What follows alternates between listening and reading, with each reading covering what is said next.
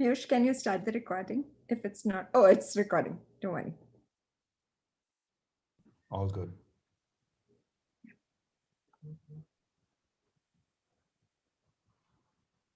2 more minutes.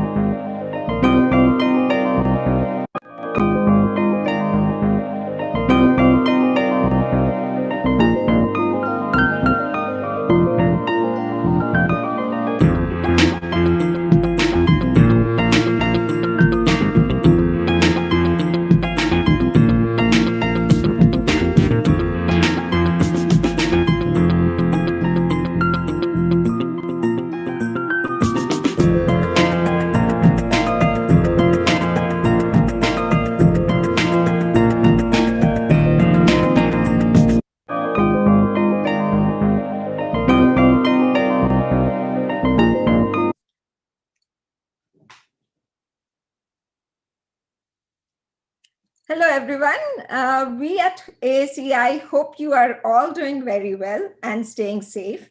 Spring is already here, and it comes with a lovely reminder of how beautiful a change can be. Today's webinar, too, delves into transforming young minds into digital data natives. It's about catching them young and building their mindset. But before we set forth in that path, let me cover a few housekeeping tips for you. This is a webinar, so the audience will be muted and the videos will be turned off. But we do want an active participation from you, so please feel free to put your comments and questions in the chat box or the Q&A box. Time permitting, our panel will be glad to answer all your queries. This webinar is getting recorded, so it will be available in our YouTube channel. We are also live on YouTube now. We welcome you to revisit the content yourself and share it with your friends.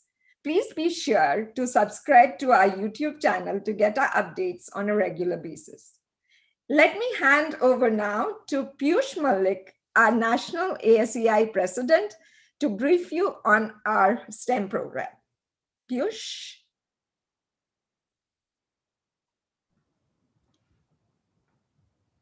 Hello, everyone. Hopefully, everyone is doing fine. As you have heard from Vatsala, we are very excited to talk about ASEI and the youth programs that we do. But this is STEM activities are not new to ASEI. We've been doing a lot of these programs, both in the chapters as well as at the national level.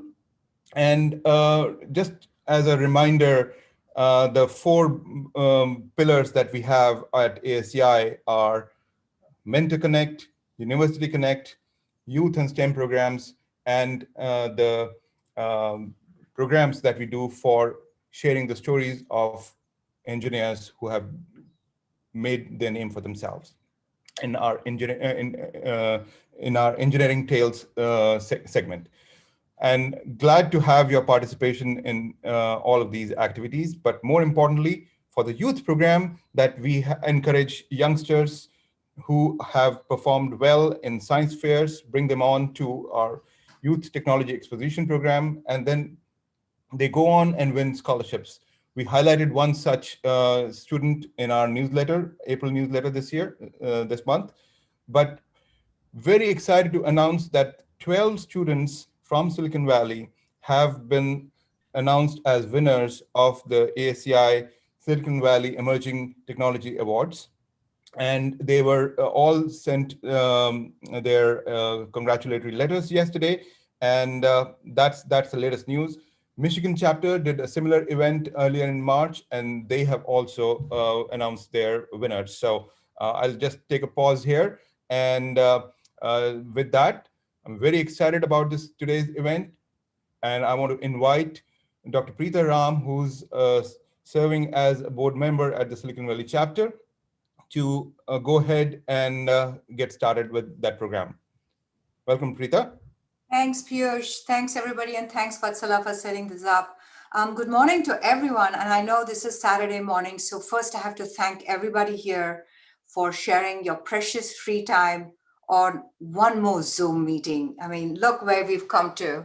I hope that this time together it will be interesting and useful, maybe a little provocative, but what good conversation isn't? This program, as Piyush just said, is brought to you by the wonderful folks at ASEI. And if you haven't already signed up to become a member, and really for a very small, very minor membership free, please do so. Because even as I talk, because remember, multitasking while Zoom is going on is like absolutely acceptable. We rely on our memberships to scale our programs, and our goal is always to bring value in many ways to our members. I know this is a small pitch for the program for ASCI, but I hope you'll let me have this 1 minute. And I think in terms of value, as Piyush pointed out, you're going to find access to mentors, to networking, to employment opportunities, to know-how, and so much more. And he's just talked about a few of those programs. Okay, about today. So today, I want to have a conversation about something that concerns all of us. Vatsala set this up. It is about building pathways to success to the C-suite, as it were, for folks like us who are in STEM careers. Whether you're early in your career, whether you're further along, or you have kids thinking about this, there always is a next step. So let's today talk about what those next steps may be, and with the help of the powerful panel that we've assembled here, let's talk about this together. A little bit about me. I'm Preeta Ram. I came to this country to get a PhD in chemistry, graduated with that said PhD from Yale. Before my time at Silicon Valley, I was the Dean for Science at Emory University. Subsequent to that, I held other leadership roles, C-suite level roles actually, in other education universities, both East Coast and West Coast. I then left Emory for my startup. You know, when the startup bug bites you, it bites you. So I took my edtech startup, Open Study, moved to the Valley, raised around, and as CEO, done that from a freemium to a revenue generating site, and then got it exited. So now I am a VC, and I am investing in advanced technology companies. So that's in a nutshell. During my time as Dean for Science at Emory, I was fortunate to encounter many young people setting out on their STEM careers, early stages of their STEM careers. And as I've kept up with their careers over time, what I've noticed is that some careers are more successful than others. And it's been delightful for me to watch all of this happen. And so over time, I've developed this hypothesis. I have some fairly strong notions on what makes success happen in a STEM career. I'll present my hypothesis, and then I'm going to introduce the panelists who may or may not agree with me. That's perfectly okay. So what I've seen is that it takes a balance of both personality characteristics and, which is sort of attributes, personalities, but also knowledge, a knowledge base, to really hit the C-suite. I sort of think of this as one without the other, as maybe a one-cycle bicycle. I can't ride those. I think you absolutely need to, but let's not argue about that. So what are these personality attributes? What are these knowledge-based competencies? I'm sure all of you have an opinion, but I want to leave you with this message that it does take both, operating in harmony in some kind of a balance. Again, feel free to put your comments and questions on the side while I turn this over and introduce our panelists who will be taking this forward. So let's talk about Anita. Dr. Anita Kishore was raised in Kansas, rural Kansas, she says, like the Wizard of Oz, perhaps. She then went on to get her bachelor's degree in biology from Yale, from Yale, and then she did her PhD in biophysics, biochemistry at University of Georgia with actually my PhD thesis advisor. So that's how I know her. She also has a degree from New York in public administration. After all these degrees, she went ahead, and also a master's from Melbourne, so plenty of degrees there.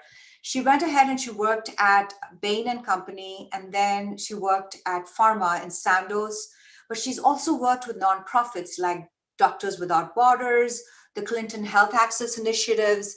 And right now, what Anita does with all this knowledge she's accumulated is she acts as a C-suite coach. She coaches C-suite professionals in well-known big companies, pharma companies. And so she comes to us today with that knowledge of what that looks like and what that ought to be. Srini Venmula started in Calicut. He has an education in mechanical engineering from there. And then he took this on when he came to the US with engineering roles at some of the top firms here in the country.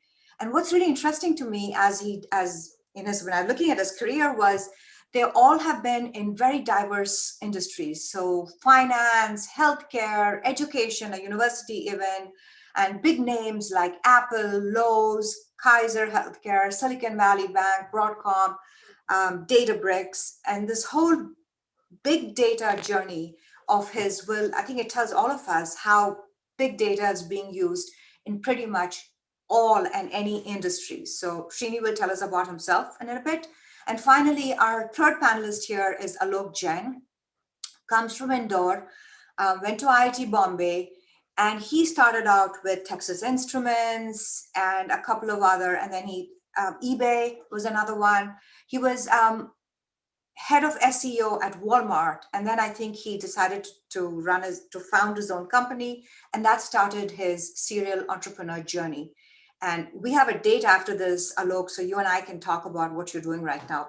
But for today, he'll talk about his passion, his latest startup, as well, Srini and Anita. So at this point, I just want to add to the comment that Vatsala made, that questions are on the side. We'll go through and allow each of our panelists to talk about themselves, their journeys, and anything else they want to share on this topic. And once they're done, I will then look at the questions that you have asked and then help moderate the panel discussion.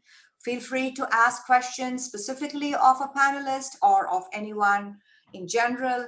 And we promise that this will be interesting and thought-provoking, and I hope really helpful. So I'm going to turn this over now to Anita. And Anita, if you would just take this away and tell us a little bit about what's on your mind and how do we take our students, our kids, ourselves, young professionals from where we are to where we could be at the C-suite and beyond. Why stop there? Great. Thank you so much, Preetha, Piyush, Vatsala, and the ASEI for inviting me to speak today. Greetings. My name is Anita Kishore. I live in Jackson Heights, New York, a Desi stronghold. Like my community, my clients are diverse and international. So what is a career coach? What is an executive coach? I help senior executives and organizations develop their full leadership potential. And I also help individuals, from graduate students to mid-career professionals, find meaningful careers. So to set the stage for today's conversation, from the career to the C-suite, I'll address what many think of as soft skills. But to anyone who's ever had an interview, even a conversation with a stranger, I prefer to call these power skills. These are really the necessary skills by which, like it or not, we are often evaluated. And what I'll demonstrate is how you can exercise these skills as you demonstrate your unique power. So I'll cover 3 points. Number 1, what does it mean to be successful? Number 2, what are some skills that you can enhance one's chances of success on that path to the C-suite? And number 3, how can you as adults encourage the development of these skills, whether that's with your children, your students, or your community? So I'll start with the first point. What does it mean to be successful? Well, you probably know this, but there is no one path to the C-suite. There is no one leader, one type of leader. And I'll illustrate a little bit with my own story. I'm a career and executive coach, not at all how I started my career, as you heard from my background. I thought when I went to Yale University that I would follow in the footsteps of my family, become a physician, but I was completely turned off by the other pre-meds I met along the way, majoring in the sciences. But I liked the people who were not just pre-meds, but majoring in the sciences, the graduate students. And I realized I probably should have realized early on that I liked the people more than I liked the science. But bachelor's, master's, PhD later, I also realized that while I was good at the science, I was better at explaining how the science works to others, especially people in the business world, which led me to become a consultant at Bain & Company, both in San Francisco and in Europe, helping to grow the healthcare practices, especially pharmaceutical companies in the West Coast and abroad. But I was getting a little too far away from my mission of access to medicines, so I joined the pharmaceutical world, first in generics and then in branded pharmaceuticals. But as I was progressing in my career, I realized that developing strategies to sell more Viagra after the patent expired in Western Europe was a little bit too far away from my passion around access to medicines, affordable medicines for patients, especially in developing countries. So I left pharmaceuticals to work in global health, loved that, remained committed to the mission, but after too much travel, I realized that there were other things I wanted to be doing, and had already started a side hustle of coaching, career coaching.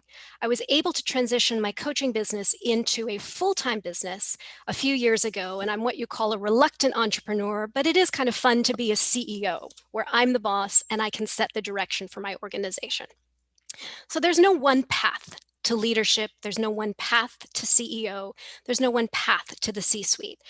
And one great analogy that I really like is climbing the corporate ladder is no longer a relevant analogy. It's really more like scaling a jungle gym. So number 2, what are the skills to enhance one's chances of success in one's career? And very simply, I'll just say 3 things: critical thinking, curiosity, and empathy. And here's what I mean by these, because I don't want these to sound just like buzzwords. When I say critical thinking, it means the development of a particular set of skills.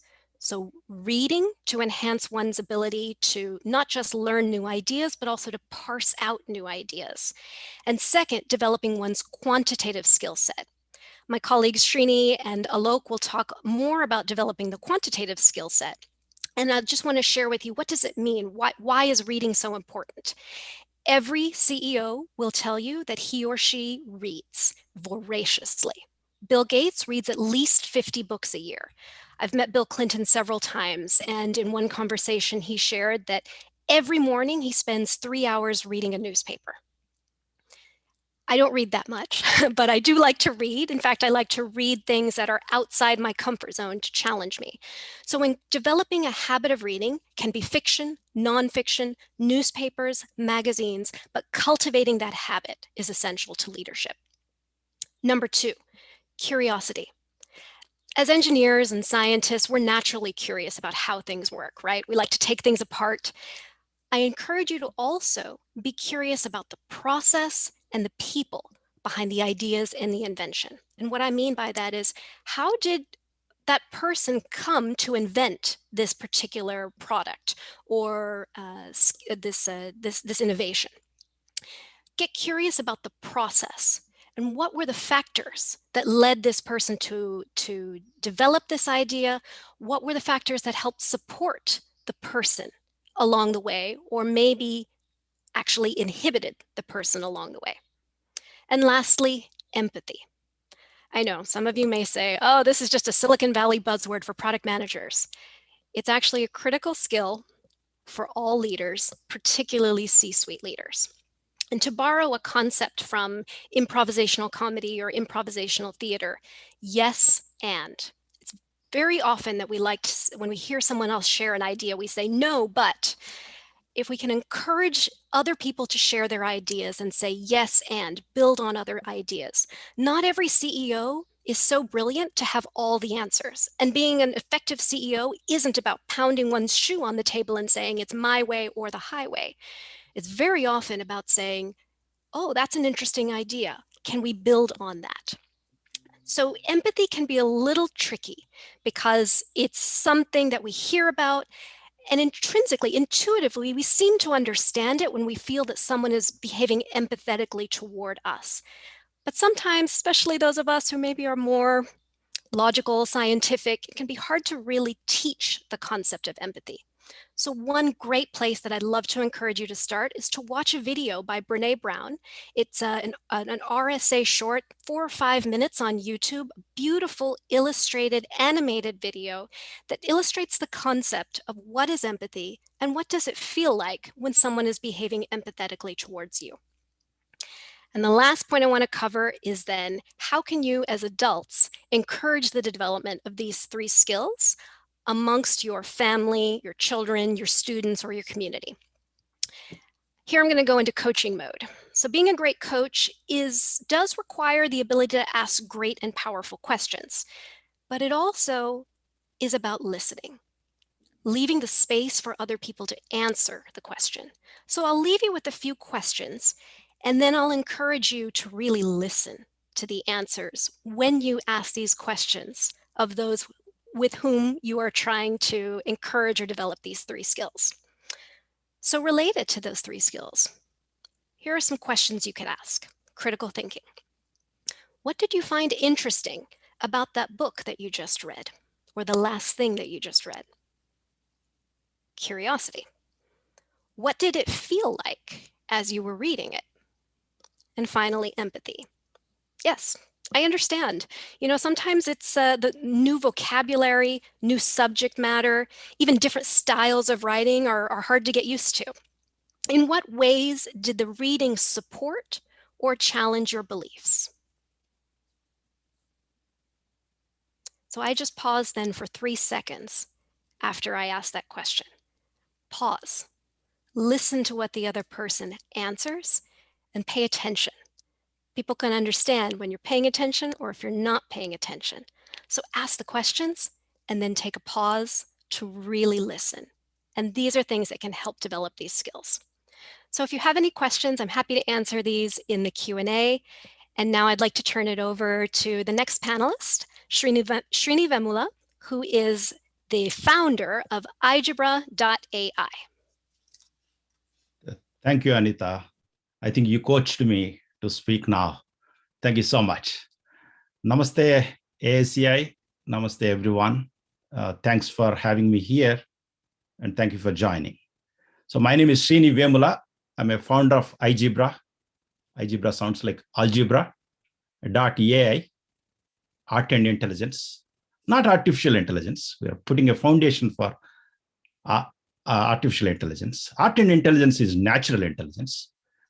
We have a program called Math++. So I am a math teacher and a data plus AI professional working for a $30 billion startup, fastest growing startup, Databricks. But my heart is fully onto this. So I worked with kids and talented math teachers, coding trainers, past 10 years, and build a program called Math++. So in this Math++, we just do 2 things. We inspire curiosity. Interestingly, Anita touched that, curiosity, and inspire confidence using math, data, plus AI thinking to prepare kids for the forthcoming AI world. So let me cover all the story in 9 minutes with a video and few slides. Thank you.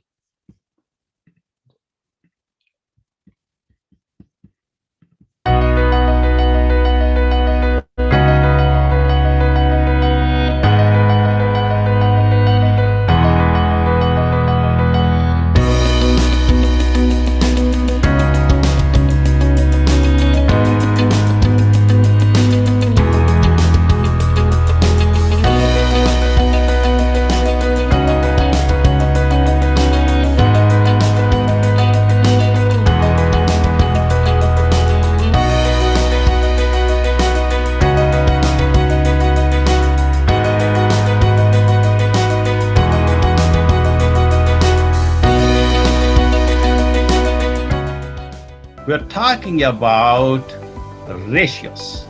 In the last class, we understood, Krishe, Varun, everyone, what is a ratio? Ratio is? It's like if there's one part of, it's like there's sugar in a glass, and then there's the rest is water. We tell how much sugar there is and how much water there is. Oh, wonderful. Okay, great. We have 7 to 16 here. So which of these animals do we have 7 of? The question to you, Krishe. Fish? Yes. And what do we have 16 of? All animals? Let's see how he's doing it. Good job. What happens to this diameter? Abhi, do you observe anything? See the circumference is changing and diameter is changing here. The But numbers are like, the ratio is not changing. Krisha, no. Is there pi buddy in a sphere? everybody in the sphere. Kind of, because sphere consists of, if you cut the sphere, you get a circle, automatically pi buddy will be there. Right? That's a good question. You're so curious. So I want everyone to learn the good coding. Because with coding, you can do a lot of things in the world. You can do a lot of things. You can control a lot of things. So what is happening, you please observe.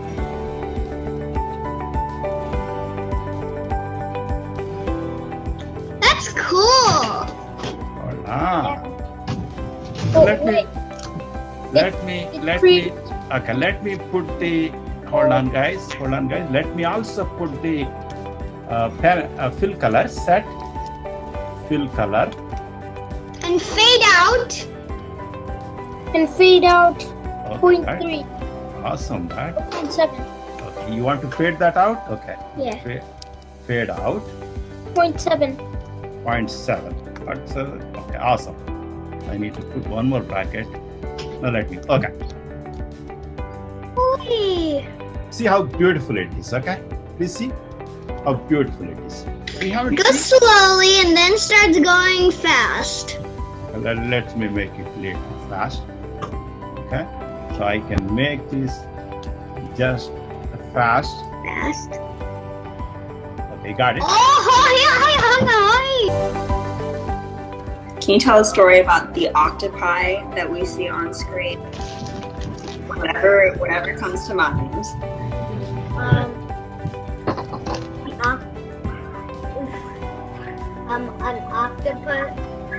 An octopus sees a circle, and then Pi jumps out and turns the octopus into a Pi buddy. Okay. Okay, that's a good story. That's nice. My name is Hashim, and I am in 4th grade, and I'm 9 years old. Today I'm going to show you how to make shapes in Play Buddy. Now let's run and see how beautiful it is. I think that looks amazing. Now Is that let's your butterfly? Yeah, that's a butterfly. Now That let's looks change so cute. the color. So every time you run before I said, every time you run it, every single circle has a different color inside of it. In the pen color, you can barely see it though. It's different colors each time as well, surrounding each circle. Our vision at Algebra is to enable the young minds to learn more in most efficient and fun way. Our teaching methods are interactive, innovative, and encouraging. Along with learning the mathematics, the kids develop logical, rational, and computational thinking, which help them to grow as an individual thinkers. They get exposed to the technology in the best possible way. So for me, teaching at Algebra is kind of a different experience totally, because kids are really very much interested to learn new things every day, and they are bringing their own experience and they are bringing their own perspective. So the classes are going really well, and teaching them is nice, and showing them the mathematics is cool. But what I noticed is that all the kids absolutely love the coding.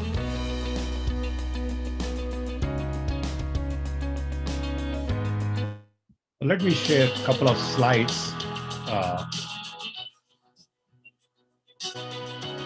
and talk about my team quickly. With the hope I have 2 more minutes.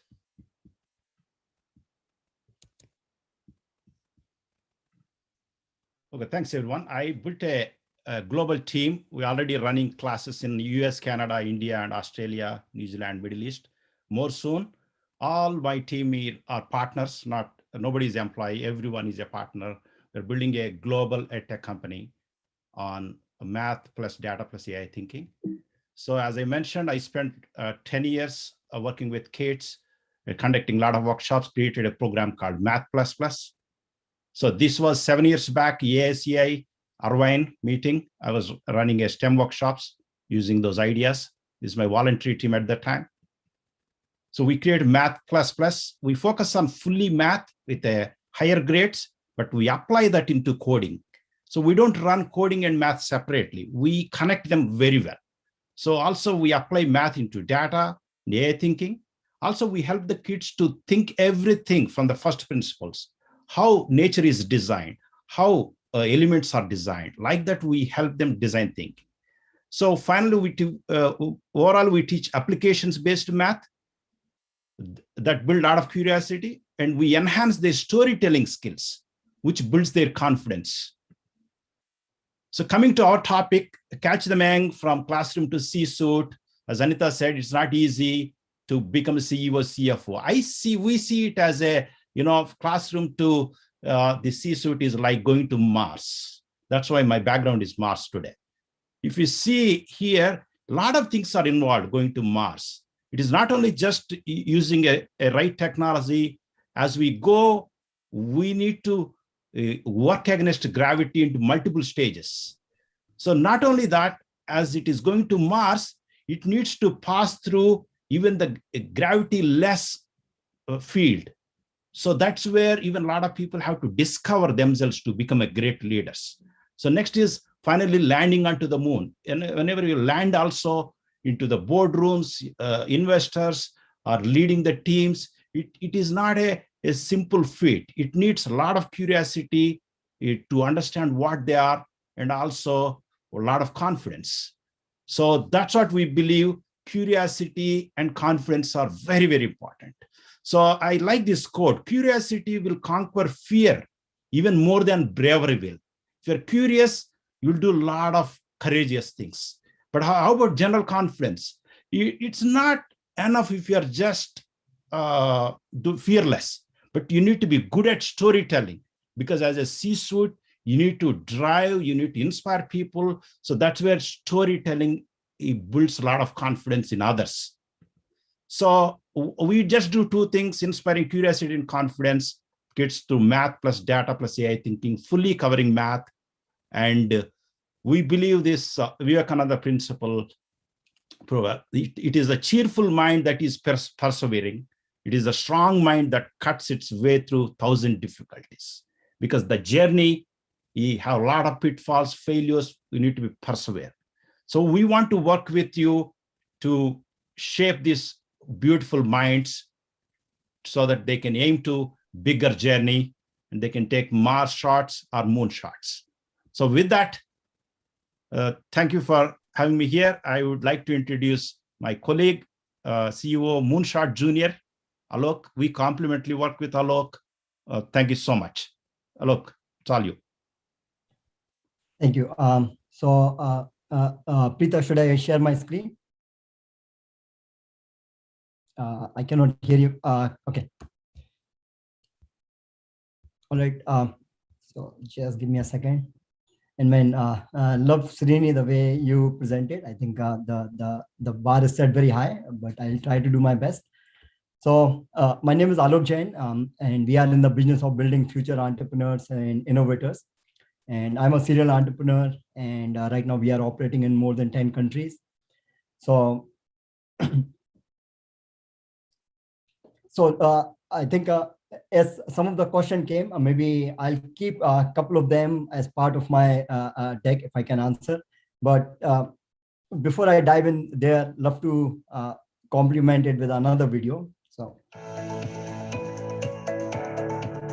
We at Moonshot Junior offer a holistic education through our 4-stage innovative program with an outcome-focused learning and product development experience. It encompasses 360-degree entrepreneurial training by helping kids explore their area of interest and imbibe critical and life skills through hands-on experiential learning. I'm Sonia, and I'm from California, USA. Shots Junior's amazing 4-stage program, where I learned everything I needed to create a Raspberry Pi kit. Hi, my name is Liza Stellings, and I've been studying with Moonshot Junior. So far, Moonshot has been truly wonderful, and I've loved getting to do fun and amazing things with my incredible instructors. Now we are starting our prototype stage for our single button RF attention. Hi, my name is Anita Gautam. I love robotics. I designed and created this camera add-on module with Moonshot Junior.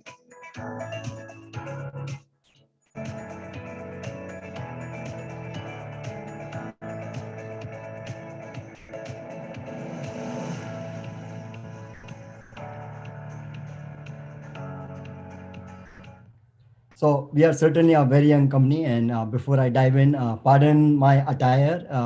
They say with Zoom you can work from anywhere, and I literally took it.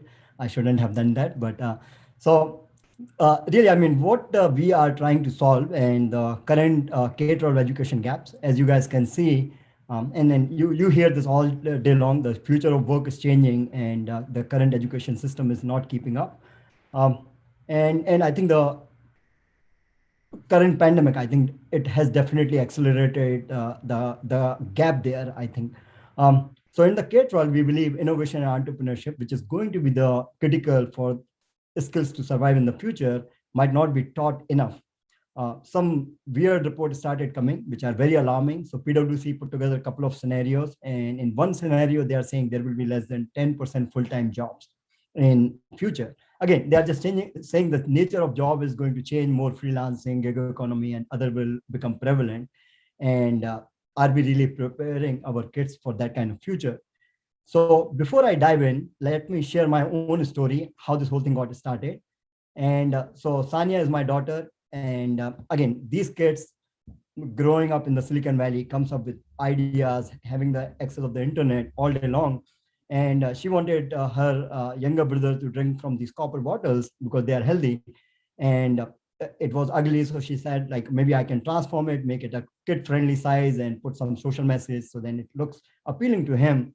And she came to me, and with all kind of background, what I have, her dad, I said, sure, we'll get it done. So just thinking that, and I just put together some quick numbers. I said, it might be 40, 50 hours of work. And I said, sure, why don't we try?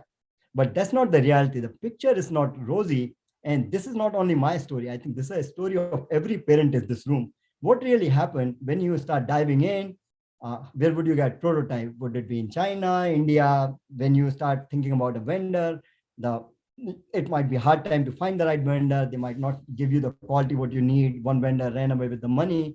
At every step, we saw the same kind of hurdle, right? Because no infrastructure was there. Everything I had to build from scratch. And what really happened in this kind of scenario, and every parent tried to attempt this, but at some point of time, the fatigue kicks in, and it really comes a question that, is it even worth taking that kind of time? And parents in Silicon Valley or rest of the world, they're overwhelmed with day-to-day things, and taking out that much time for their kids, though it is the right thing to do, it just become a big question mark. Forget parents, even at the institutional level, the fatigue is very real. There are companies who has been running these kind of PBL shows for last 10 years, and may have passed hundreds of thousands of students. And when you say, can you name 5 or 10 students who reach to the finish line, they struggle. And this infrastructure is hard. And again, I sat down in many these pitch competition for high schooler. Half the pitches comes that they want to send a rocket there or rover, whatever, dig a well and get the water out. Great ideas. They sit on those 2 pieces of slide deck and nothing happens. That really do not give them the practical aspect, what it takes to go from 0 to 1. And that is really we are trying to do, because that is the really major difference, the people who are really thinking about something versus doing about something. So this is what we are doing. We believe very strongly that to prep the future generation, technical skills are going to be at the forefront, but that's not alone going to cut it. It has to be a combination of entrepreneurial skills and soft skills. And I think Dr. Anita and other team member already talk about it. It's really a 4-stage of program what we have put together. It goes from first stage, really identifying the interest of the kids, because that is super crucial. If we understand their passion, a lot of magic happens automatically. In the second stage, we take them to the foundational knowledge so they can create the prototype. And in the stage 4, once they have the prototype in stage 3, we help them taking to the market. It could be Amazon, it could be App Store, it could be NFT if you have an art, all kind of things. And really, what we are trying to build so every child in a most pragmatic way can reach from 0 to 1. Every child should be able to graduate. What we fundamentally doing, think about everything as a business template. So we are building these recipes and template in the commodity. Things about a t-shirt business or this copper bottle, the example I gave. The first time it might have taken me $10,000 and a lot of process step, but now that machine is built, I can take 1,000 kids and get their t-shirt business up in the same scheme, the 4 stages, under $1,000, because the machine is there. I just need to get a child, their imagination on this bottle, get 3 bottles done, let's say on Amazon or wherever. Same philosophy we are applying for App Store, gaming platform. If they have an art, how we can take that art to NFT, robotics. We are shipping these components, getting their prototype out, and literally getting students to the finish line. That's how they're able to connect the dot. That is missing in the industry. That is what we are trying to solve. And again, I think whoever is in these kind of businesses, I'll encourage everybody to come out and really try to connect these dots. Once you connect the dot, once a child has their stuff or app wherever on these platforms, the feeling is overwhelming. At that time, they believe that they can change the world. That's super crucial. Again, we have many success stories. Many of these students came out, able to build something. Several students able to raise money on Kickstarter. One of our child became a TEDx speaker just for this box. This is a fantastic box. She did it for autistic kids.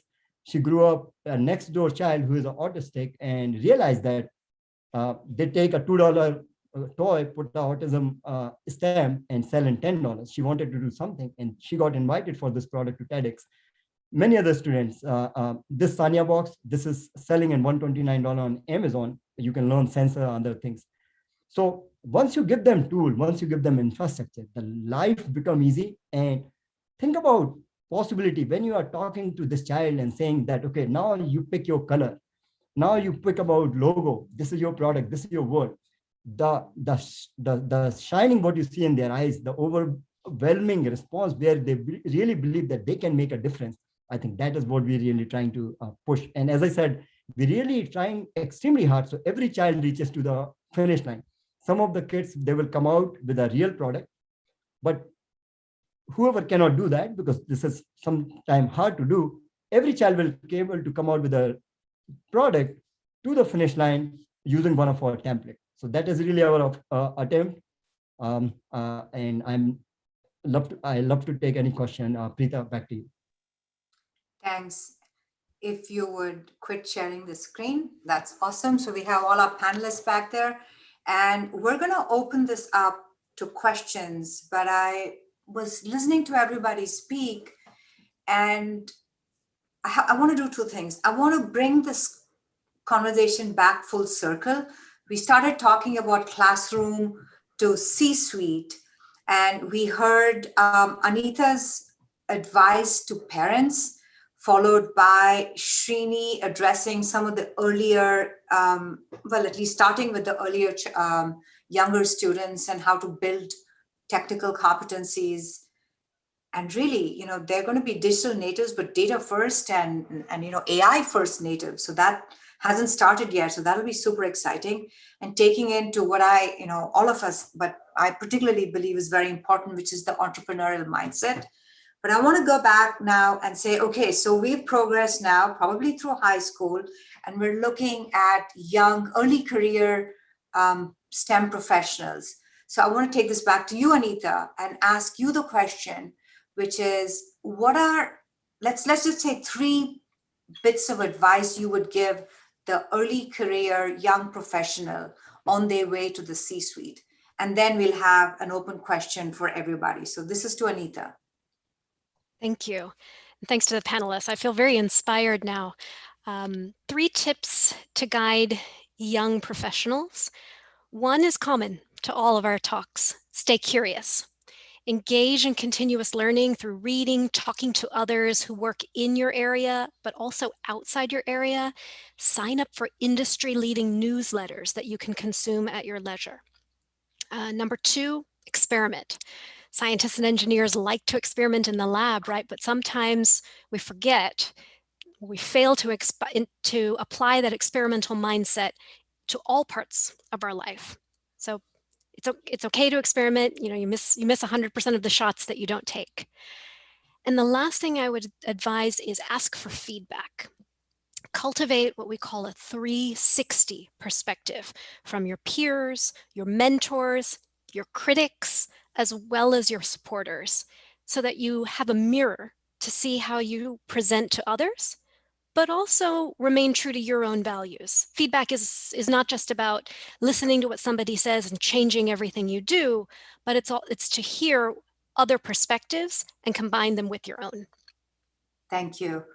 And I see some questions have started coming. That's excellent. But I wanted to, since we have these wonderful panelists with us, I wanted to throw this out to each and every one of you. And it's kind of a personal question. I hope you don't mind. So I apologize in advance. I'm not afraid of asking personal questions, so I'm going to just ask you. If you look back into your successful STEM careers and you really think back with a perspective that you have now, can you tell me one personal attribute that contributed towards your success? This is not advice to everybody, but this is you and your journey, and one personality trait, one attribute that you can share with us. And we're not afraid of personal stories. So let's go with Alok, and then Srini, and then Anita. Perfect. So you didn't expect that. We thought we were going to go the usual way. So I just threw that in. I thought I'll get the last priority, but I know that's what you thought. That's why I said, let me keep challenging Alok. So I think when I look at myself, I really believe and even in this group, I really don't have a doctor in my name. So I think it's not too late. So really, I think when it comes to intellect or IQ, I believe I might be in the lowest side. But what really helped me getting here is really the grit. As I said, like the passion and perseverance. Once I identify something I really want to do it, I really try to nail it with extreme hard work, whatever it takes to get there.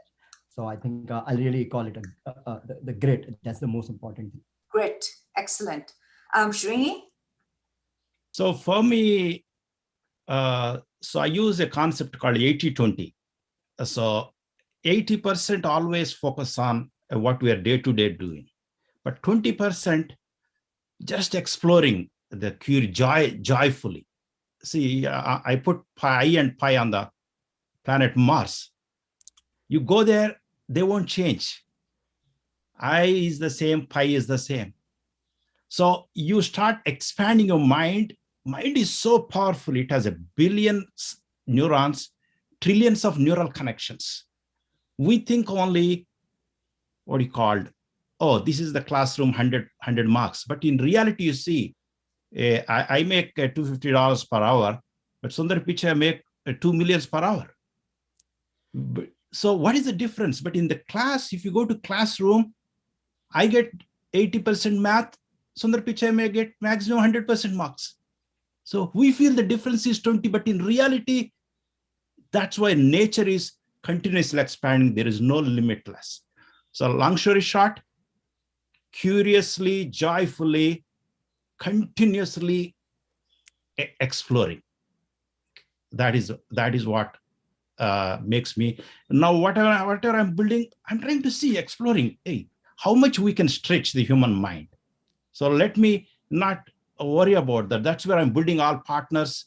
I'm doing all experimentation, but it's going great. People are liking our vision, putting money. I'm getting more money. People want to invest, but we are going slow because we don't want to just take money, right? We want to build great capabilities, great team. So long story short, joyfully, curiously, continuous exploration of 20% of your time. Thank you. Anita? Hard to top those. But for me, I'd say resilience. And I've made a lot of mistakes in my career, and I've realized that they're not, at the time, they felt like mistakes, but they were really learning opportunities. So there is a reframing to say, okay, I learned from this. What can I do differently next time? I didn't know that this was the concept of resilience. Other people have told me, wow, you've been pretty resilient. And I like this term, and I'm starting to adopt it because when I face challenges, I don't just say, that's the end. I say, okay, what can I learn from this? So resilience. I really appreciate that. And since I'm the moderator and I get to speak whenever I want to, I'm going to add mine as well.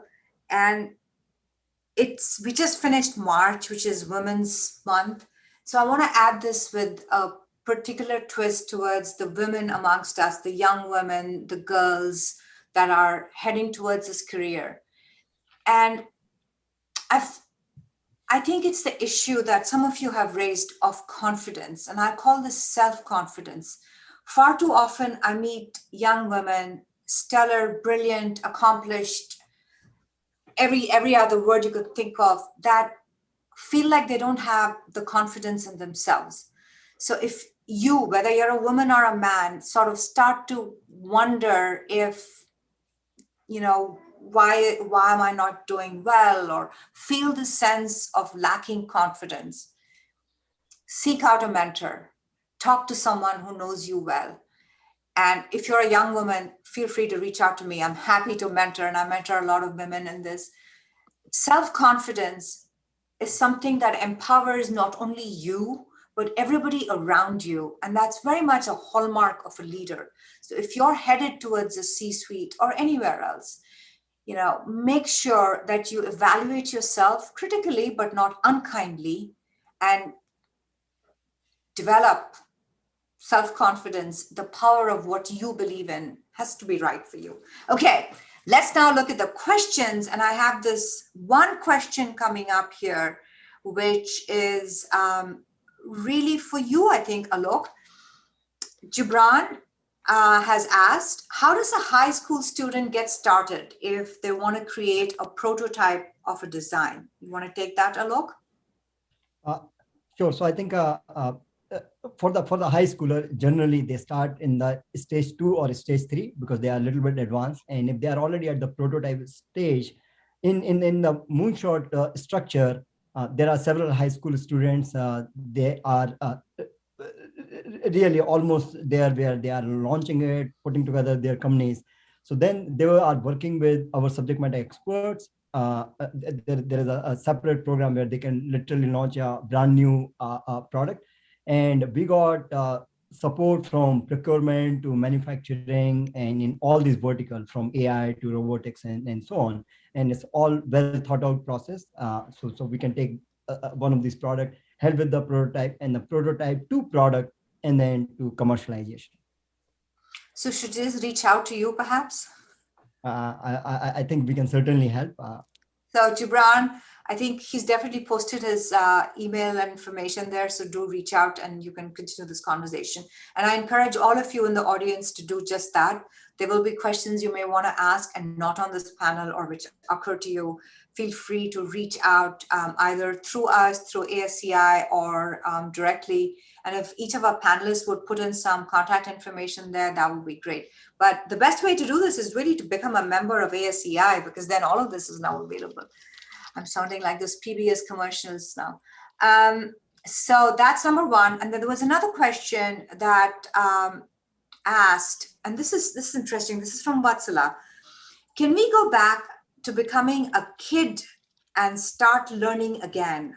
And she says also, are there any tutorial courses for childlike adults? So anyone who wants to take it, all of you, if you want. I think, see, a lot of people want to continuously learn. That's great. But from my experience, it's not a commodity. You just go somewhere and get it, especially the joyful learning. Joyful learning needs a lot of connecting dots. So that needs a lot of exploration, which very difficult to do that. So the best way to do is trust me, start teaching. So see, you want to learn math, identify your interests, or you want to learn prototyping. I did work with those organizations because even though iGebra, we work with the ASCA and other nonprofits to empower communities where we conduct free workshops. You can take volunteers. Then as you start teaching it, your mind becomes 10x performant. In overnight, you start preparing, you reach people, you start connecting the dots because you want to present the best. Because I made my slides just in 2 hours yesterday. And I got inspiration when Anita was talking.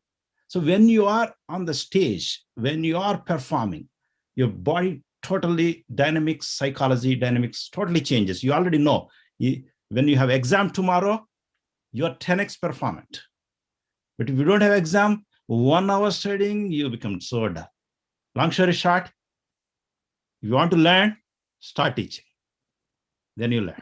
I like that, Srini, because, I've been a teacher and for the longest time, and quite often, and this is in the early stages of teaching chemistry, I would teach myself the day before the lecture and then go and teach it the next day. So I could see that.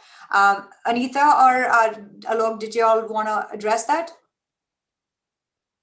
I have one idea, and it's something I did very recently. I completed a painting workshop that was offered by my friend, and through Zoom. She's based in Edinburgh, and I could do the workshop via Zoom. I am a terrible painter. I'm a terrible artist. I was scarred, I think, by my 3rd grade teacher who refused to put my art up in the hallways. But I shared with everybody how scared I was, how nervous I was to take this class. By the end, I produced a rather beautiful painting that I still admire, and I'm shocked that I could do it. So putting yourself in a position to do something that is very different than maybe what you would normally do, but removing any expectations of high performance, being super successful. I had very low expectations going into the painting workshop, and I came out with something really beautiful. I don't know if I'm going to do it again, but I really enjoyed it in that moment, and I have something really nice that I like to have on my wall now. That's excellent insight. Alok? So Anita, I think I'll steal one thing from you before you said that put yourself sometime in uncomfortable position. So then you can really force yourself to learn. And this happens all the time. And I'll give you an example from some of our students. So one child came and she said, I like art, I like painting, I don't want to do anything. And our initial few steps are really these tech courses. And we ask her that just go through it and just see if you can connect the dot. By the time she came out after 3 months, going through AI or robotics and whatsoever, 10,000-foot view, she came out and she says, I still like art, but now I want to do digital art or 3D art. So until unless you connect the dots, I'm saying a 10-year, 12-year-old child, we see this pattern all the time. They might say, I like to do this because you are put yourself in the box. Nobody is saying that you need to completely switch. But once you explore, then you will use your strength and then you will connect the dot where you will make yourself 10x more powerful. I think that is very important. So really throw yourself in fire a little bit, come out of the box, and I think the learning accelerate. And outcomes are amazing after that. Yeah, I like that analogy of throwing yourself in the fire. I used to tell my kids this, that the fire makes something that's cruddy, or remember, I'm a chemist. So cruddy, ordinary iron into tempered steel. And if you didn't have the fire, you wouldn't get the steel out of there. So, my kids are tired of my chemistry analogies. But I have one more question here. And this is, I think, Piyush's question. And Piyush asks, interestingly enough, about helicopter parents. This is our stereotype, but this is what he asks. He says, how does a parent with aspirations for their children, we all want our children to be at the end at wherever is the pinnacle of their career and do well. How does a parent avoid being this helicopter parent? sort of letting kids be what kids are going to be, and yet keeping an eye and pushing them. So it's a balance. And as parents, we all struggle with this. And actually on the other side, Piyush, as a faculty and the dean at Emory, we never liked helicopter parents who would kind of come in and say, I need to be here, and literally almost sitting in on the classes. But we're talking about parents with younger kids now, I think. So do you have any thoughts or suggestions on this balance between helicoptering and hands-offing? I'll take Prita. Srini? So yeah, usually it is very hard not to helicopter, right? Because you're emotionally connected to your kid and his future. But at the same time, see the reality. It is going to be so tough for the kid. But what I suggest is a middle approach, not too or too much. And also the second point is the subjects. If you see science, social or arts, there is a huge variations. But if you see mathematics, all kids study no matter what. Even if you want to be a doctor, you have to study 2 years even in the college. So it means 12 years in the school and 14 years, whether you like it or not, you have to study. In India, they say 14 years is a life imprisonment. Earlier, I used to think life imprisonment means a whole life. But 14 years they study. So we need to see whether your kid is liking mathematics or not. And they are very much applicable in the industry. If they don't like mathematics, we need to find a way to make it interesting. Otherwise, whether you helicopter or not, your kid is suffering a lot by seeing all these symbols. Somebody told, my mind is going crazy, he used to say. So I encourage parents to focus on math. The whole world is quant world, and there are no steady paths. They need to discover themselves. But they need not be like a Ramanujan. But anyway, they are studying it. Find ways to make things interesting for them. And there are interesting ways. Then if they get math good, they have wings. And in fact, you don't have to helicopter because they fly beyond your helicopter. So Srini, you're saying it's okay to helicopter as long as it's math. Exactly. All right. Alok and Anita? So I think I have a different definition. I think the helicoptering should happen. It's important, but the helicoptering means you are really exposing them. You are not pushing them in one particular direction. And I have seen this repetitively. And you guys can go and just search. There are numerous studies has published the parents, their impact on the kids and all that. The outcome, no matter what you do, the outcome can be completely irrelevant. So you cannot say that this kind of parents will do certain things, this will happen, right? And very strong theories are out there. But when it comes to exposure, I'll just give you my own family example. My son, he is 9. My daughter is 14. She was very enthusiastic about STEM and all that, working hard. But my son has no interest.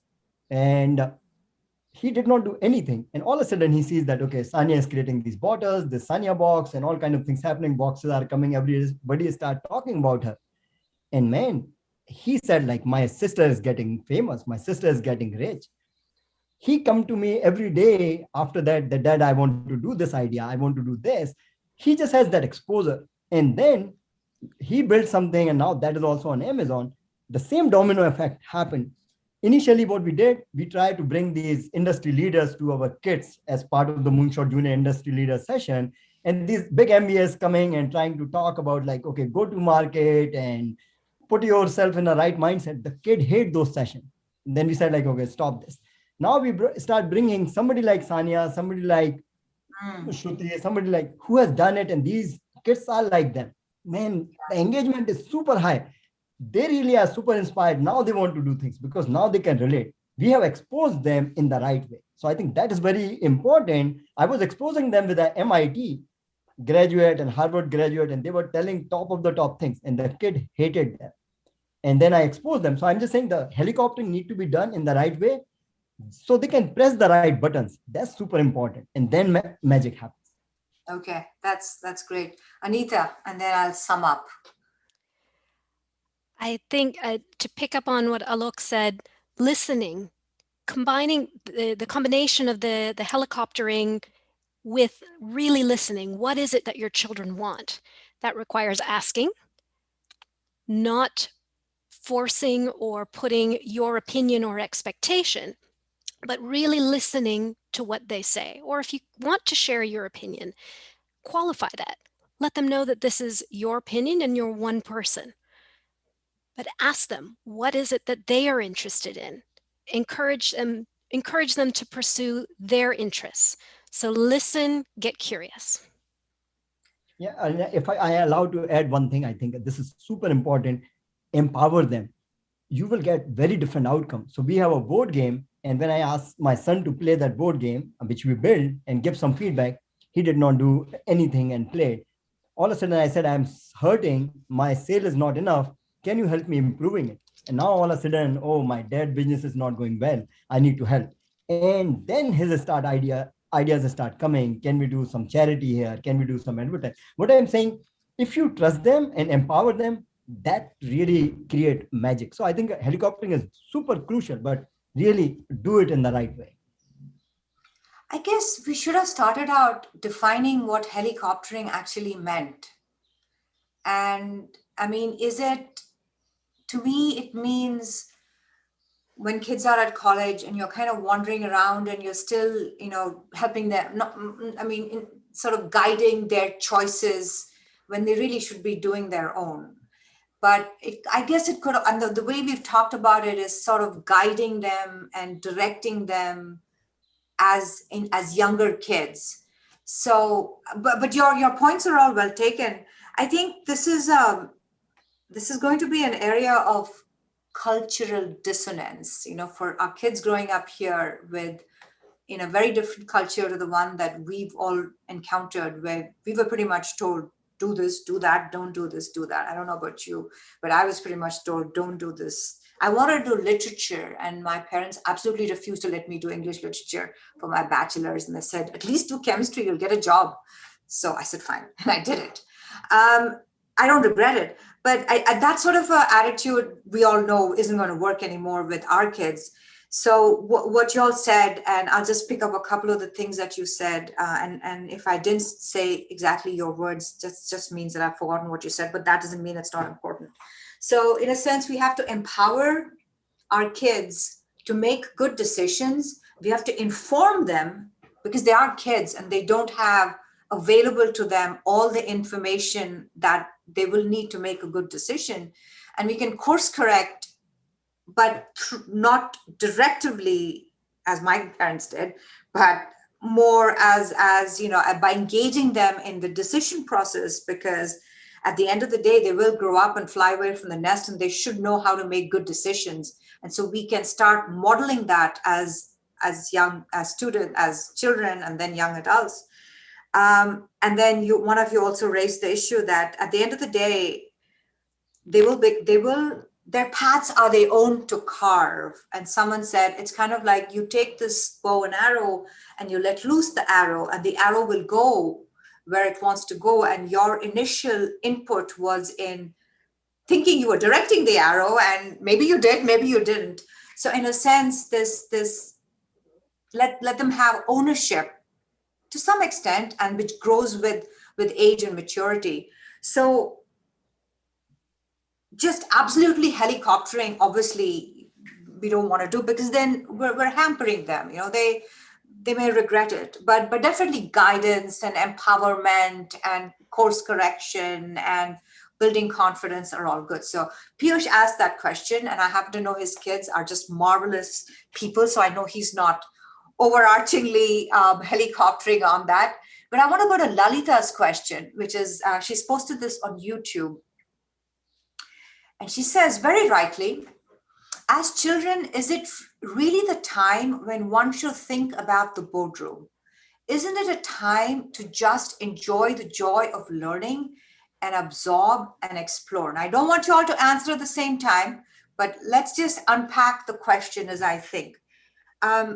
And I think it's the answer is pretty obvious, but okay, fine, I'll let you all answer it. So Srini is jumping on the gun, and I know he has the closest resonance with this question. So Srini, far away, but you may want to unmute yourself or we won't hear you when you're far away.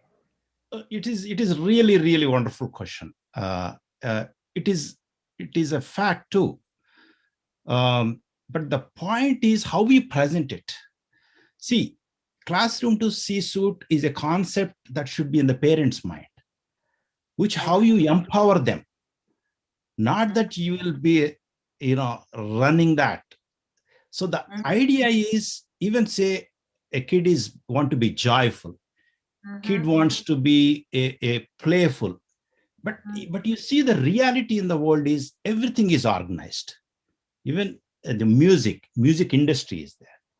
The games, playing industry is there. Joy or meditation, yoga industry is there. So everywhere, the whole idea is C-suite is not a what you call a one-dimensional phenomenon. C-suite is a responsibility, leadership, and building dreams for the world, inspiring the kid to explore their potential. So how you inspire that is so important. C-suite does not mean, just running one tech company. So tomorrow, what companies are there? We don't even know. So C-suite is a horizontal skill because every person is a CEO of their own family. You need to run the finance, right? No, you have to be CEO of your life. Exactly. Yeah, so startup you. Exactly. It depends upon the mentors, how we see it. We shouldn't push them. Oh, Sundar Pichai became that.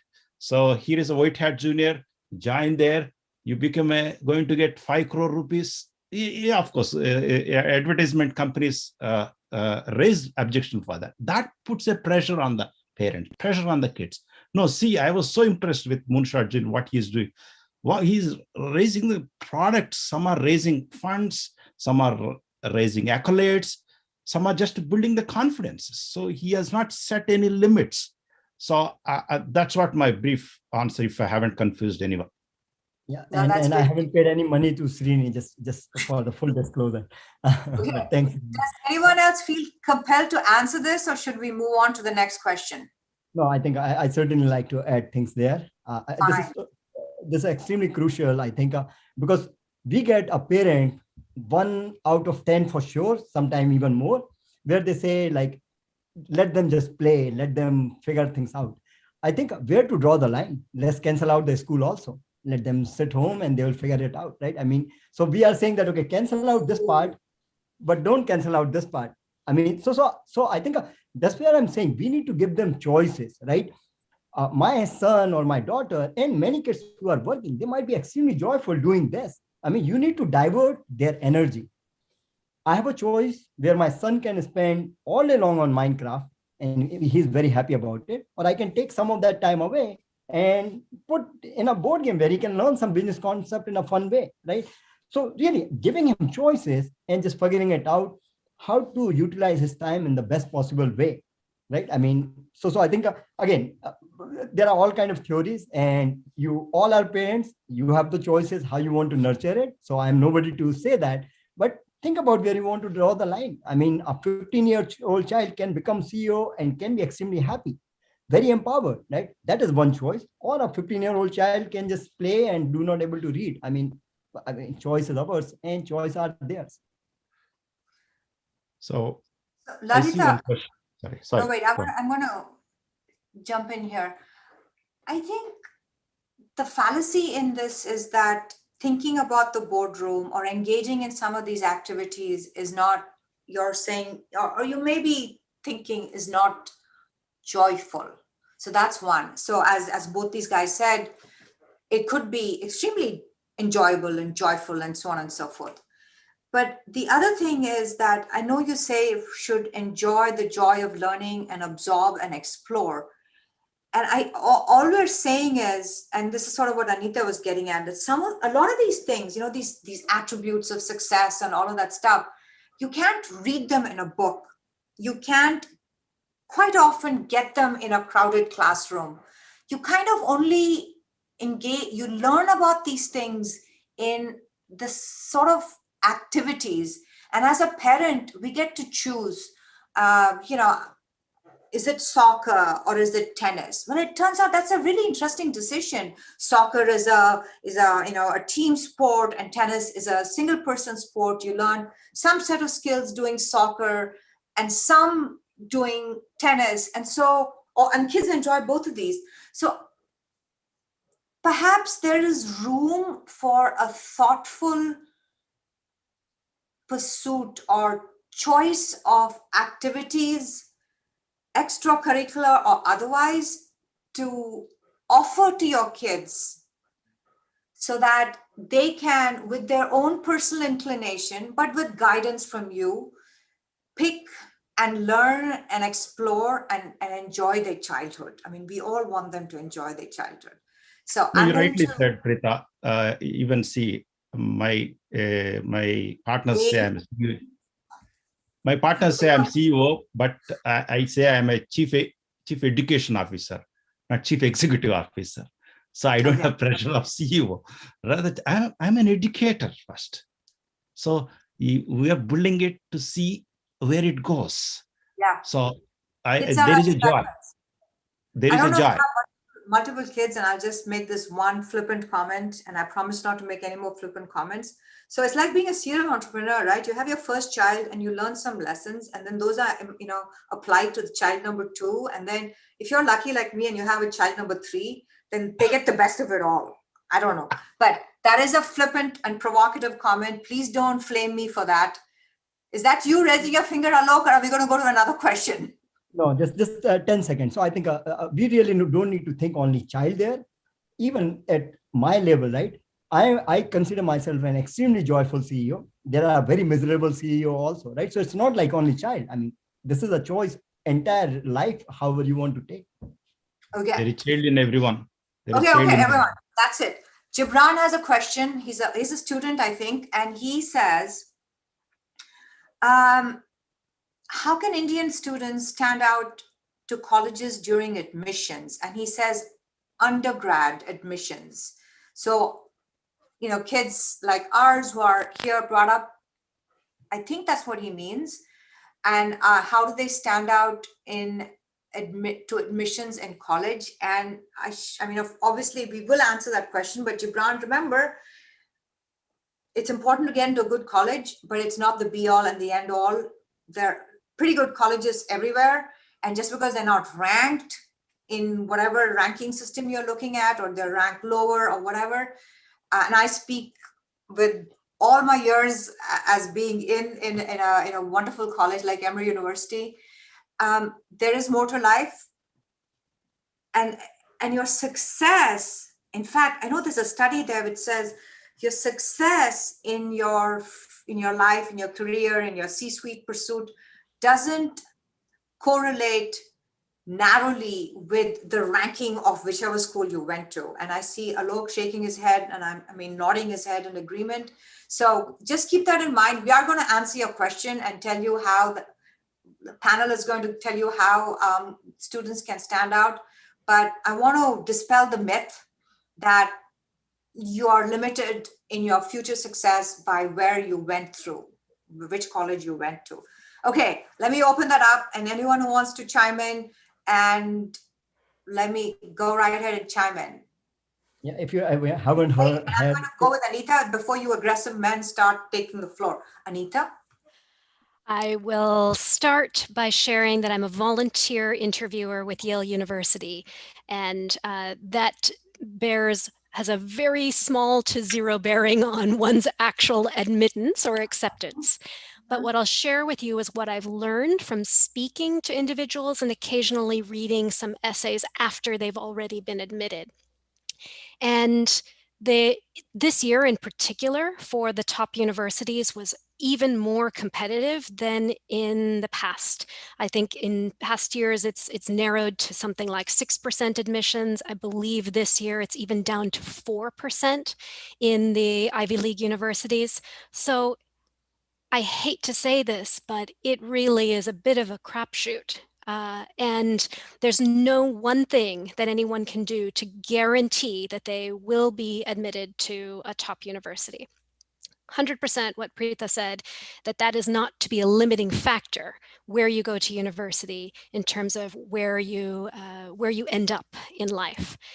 And lastly, the things that I've seen that are so interesting about people's interviews or the essays that they write, they come from the heart. You can tell when someone is just writing something because they think it's the right thing to do, or answering an interview question because they think it's the right thing. They think that's what the adult wants to hear. When you actually speak from the heart, something that you got really excited about or curious about, it's more obvious. I mean, how many of you could feel Srini's excitement and joy? How many of you can feel Alok's excitement and interest, not only in the product, but also the students? You can see it when people are talking from the heart and talking about the thing that they care about. So even young people, this is true for them as well. That's awesome. Yes, Srini. Yeah, I think you covered a very good point. But I want to touch one thing. It's easy to say that, oh, it's okay if you don't go to top colleges. But the fact remains in society. People say, I'm from IIT, I'm from MIT. It's so difficult to come out of it, especially for parents. So that's where I see we need to learn one thing. We need to aim for the best. But if you don't get that, have wisdom to see something even bright is waiting for you. Example, I didn't get through, I got an offer from Hortonworks, but they were purchased by some other company. So during the transition, my offer was canceled. So all my friends and my family, you lost your offer. But within a month, I got an offer from Databricks. So Hortonworks went 10 times down, Databricks grew 10 times up. So long story short, what I'm saying is, instead of worrying about it's okay, etc., no, try best for MIT. That even gives you an opportunity, the trying aspect. But you need to have the resilience and wisdom or encouragement to your kid in your mind, and something failed, hey, it's okay. Be a mentor. Yeah. Okay. Piyush wants to say that balance is important, which is true. Let me give you the Gibran and any other parent that has a high school kid looking for college. Let me give you the 1.5 minute college application advice.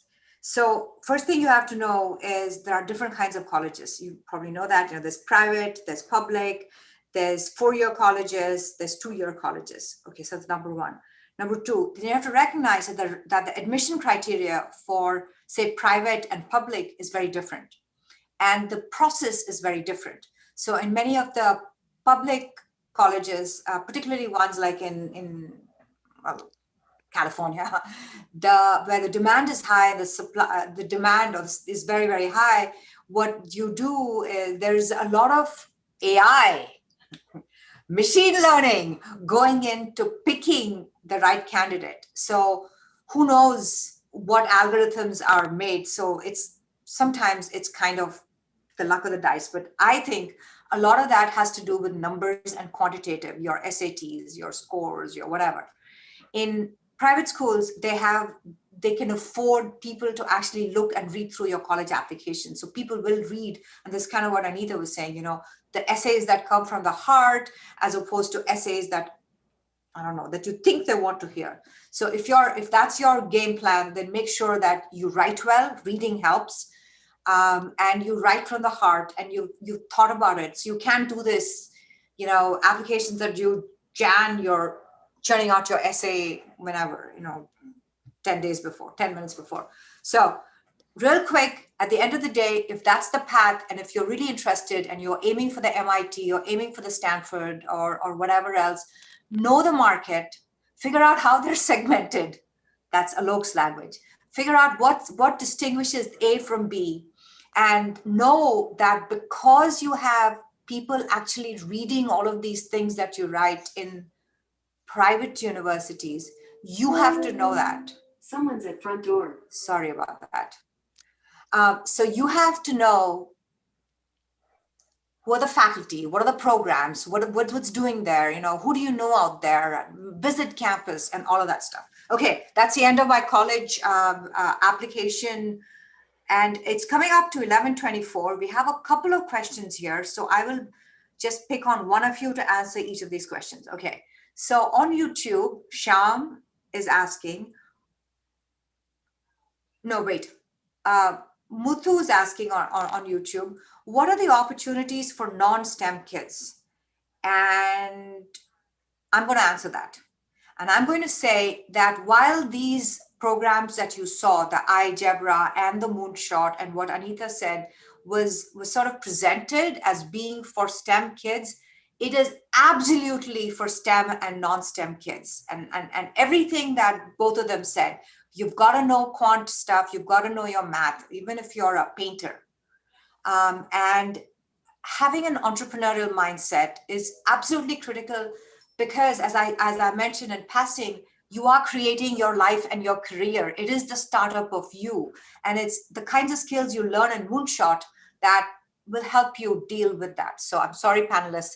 I just took that answer and gave all of you credit for that. And I want to go to, I think, the last question of the day, which is Shyam, who asks again on YouTube. Okay, I'm only going to let each of you give one answer for this, maybe 3 words max. He says, what are some of the fundamental truths children should know, no matter what, based on which they can build whatsoever they want or achieve anything in life? It's a very serious and deep question. So let's just parse this for, no, Srini, let's parse this for a minute.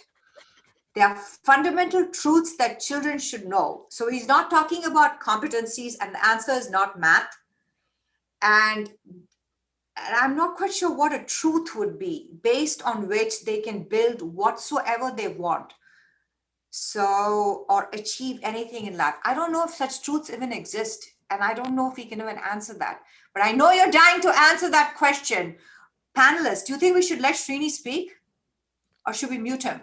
Okay, fine, go. 10 words, no more. Pick your words carefully. In a secular way, truth is, data is the truth. So people should focus on the data. Data should speak. If you take the whole body. 10 words. Alok. So I think really understanding a data passion. should speak, it is spoken. Alok. So understand your passion or sometimes purpose, important. Failure is real and you should have enough failures, and then there are no shortcuts. That was cheating. Okay. Anita. The golden rule, do unto others as you would have done unto you. Okay, excellent. That was thank you so much for putting up with me. I have one announcement to make. The AI Summit is going to be held on April 24th. So hope all of you will continue learning about AI, that the conversation started out by Srini.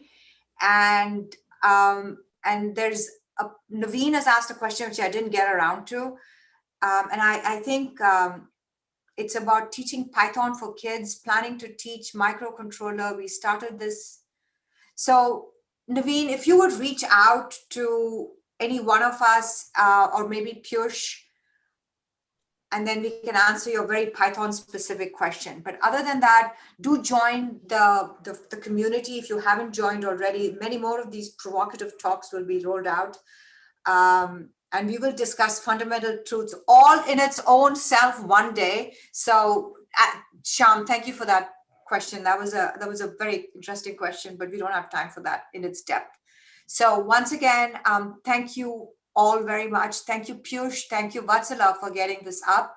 And all this is going to be recorded, so you can always come back and hear more about, if you missed any of these important pieces of wisdom that we were so happy to share with you.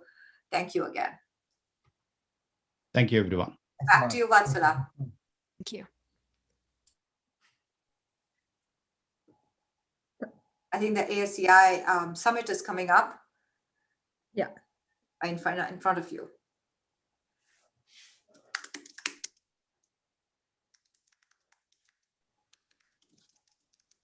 Fantastic panel and fantastic going today. I wish we could just stay here and listen to all of you. It was such a great insight. So thank you. Thank you all of the panelists for staying with us and doing such a wonderful job. We have learned so much today. Thanks so much. And thanks, guys. Thanks, Anita. Wonderful. Thanks, everyone, for having us. Thanks, participants, for your patience. Okay. Good job, Preetha and Vatsala. Thank you. Thank you. Thank you.